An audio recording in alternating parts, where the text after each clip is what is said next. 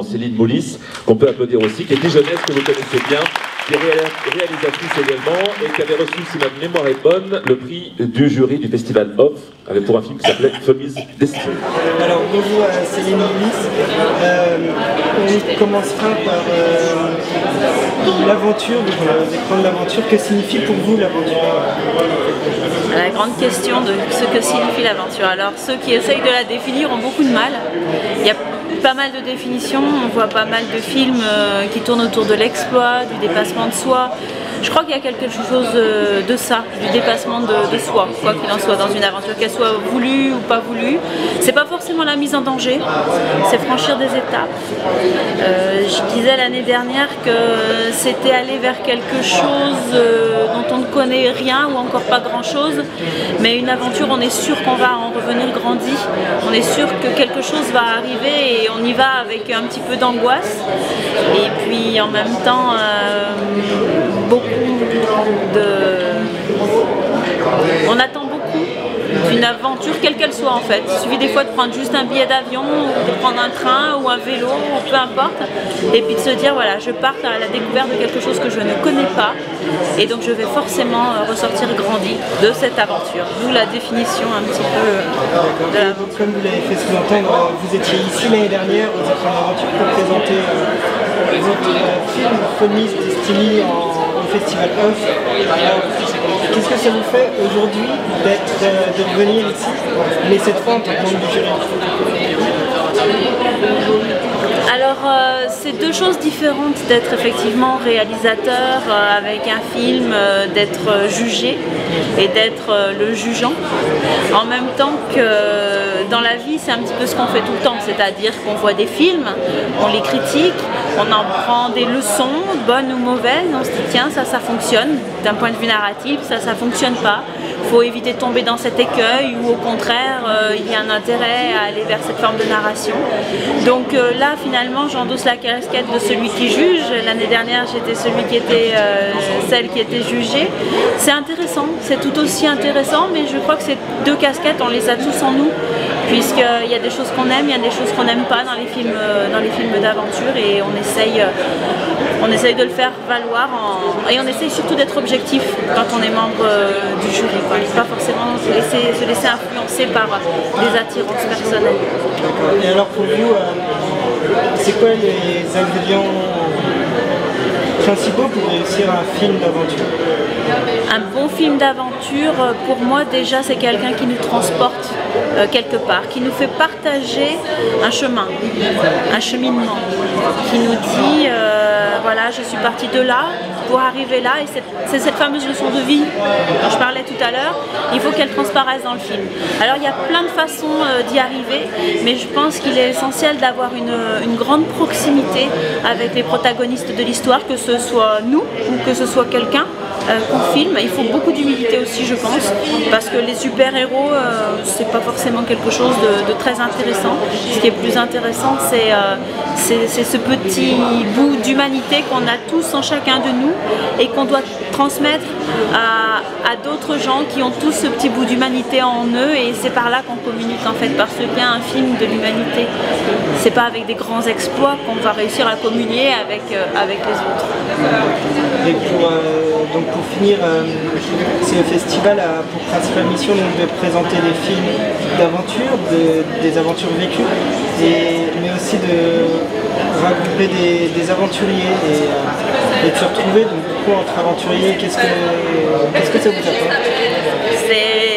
Se retrouver avec d'autres, c'est énorme en fait, parce que depuis l'année dernière c'est sûr que, et même un petit peu avant Dijon et après Dijon avec Femise Destiny, il y a eu beaucoup de festivals, donc on s'est retrouvés les aventuriers dans un festival ou dans un autre. On a appris à se connaître, à échanger nos points de vue justement sur les films, sur la construction d'un film, sur la réception du public, sur nos prochains projets, et on se sent faire partie d'un tout en fait.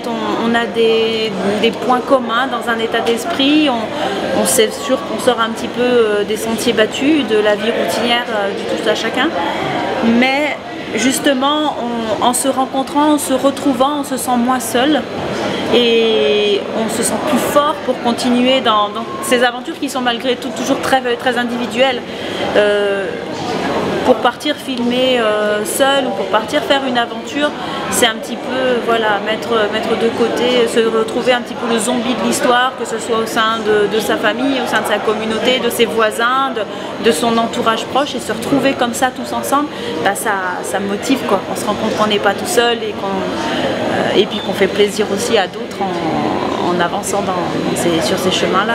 Donc ça donne beaucoup d'énergie. Oui, j'ai des projets, effectivement, par rapport au temps, c'est toujours difficile d'avancer vite parce que moi je travaille seule, donc ça demande de s'investir à la fois sur la partie préparatoire d'un film, l'écriture, le montage, ensuite sa commercialisation, donc ça prend du temps. Là je suis en phase de montage sur au moins 2 films, des films que j'ai tournés dans la foulée de Fulmi's Destiny.